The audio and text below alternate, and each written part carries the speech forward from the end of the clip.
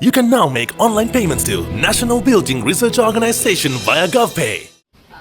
சம்மணி சித்துப்பாத்தி மனித புதைகுழி அகழ்வு இன்னைக்கு 2ஆம் கட்ட பணியில் 4.5 நாள் நிகழ்வு முடிவடைந்திருக்குது. முடிவோட 33 எலும்பு தொகுதிகள் ஏற்கனவே அடையாளம் காணப்பட்டது. அந்த அடையாளம் காணப்பட்ட எலும்பு தொகுதிகளிலேயே நிபுணர்கள் வேலை செய்ய வேண்டிய ஒரு தேவைப்பாடு இருக்கிறது.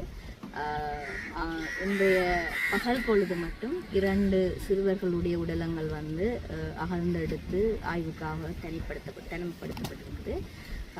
அதை விட இப்போ இந்த மட்டத்தில் இருக்கிற எலும்பு தொகுதிகள் ஒன்றோடு ஒன்று பின்னி பிணைந்த ஒரு குழப்பமான சூழல் இருக்கிறதால சரியான விதத்தில் ஒரு ஆய்வு ஒன்றை செய்து அது தெளிவான விதத்தில் சரியாக அகழ்ந்தெடுக்கிறதுக்கு கொஞ்சம் நேரம் எடுக்கும்ன்றதால இதை தவிர புதிதாக எதையுமே அடையாளப்படுத்துகிற வேலையை இன்றைக்கு செய்யலை. மொத்தமாக அடையாளம் காணப்பட்ட எலும்பு தொகுதிகள் 33.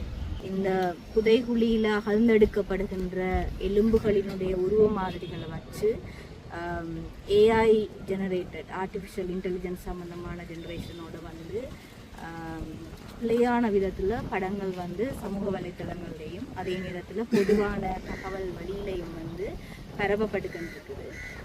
இந்த அடிப்படையில் இது ஒரு குற்றவியல் விசாரணை நடவடிக்கைக்குள்ளால் நீதிமன்ற நடவடிக்கைக்குள்ளால் போகிற விஷயம் என்றதோட இப்படியான பிள்ளையான விடயங்களை சமூக வலைத்தளங்கள்லையும் பொதுவான தரவு தளத்திலையும் நீங்கள் வெளியிடுற விஷயங்கள்ன்றது குற்றவியல் விசாரணைக்கு தடையை ஏற்படுத்துகிற ஒன்று ஆக முடிகிறதோட பாதிக்கப்பட்ட தரப்பில் கவனம் செலுத்தப்படுது. அவர்களில் இருக்கிற அக்கறை என்னென்னா தங்களுடைய உண்மையான பாதிக்கப்பட்ட நபர்களினுடைய உருவ அடையாளங்கள் மாட்டுப்படுறதுக்கான ஒரு வாய்ப்பு இருக்குமா அல்லது இந்த வழக்கை பிள்ளையான விதத்தில் கொண்டு போகிறதுக்கான ஒரு உத்தியாக இதை கையாளுறாங்களா என்ற ஒரு ஐயப்பாடு தோண்டியிருக்கு.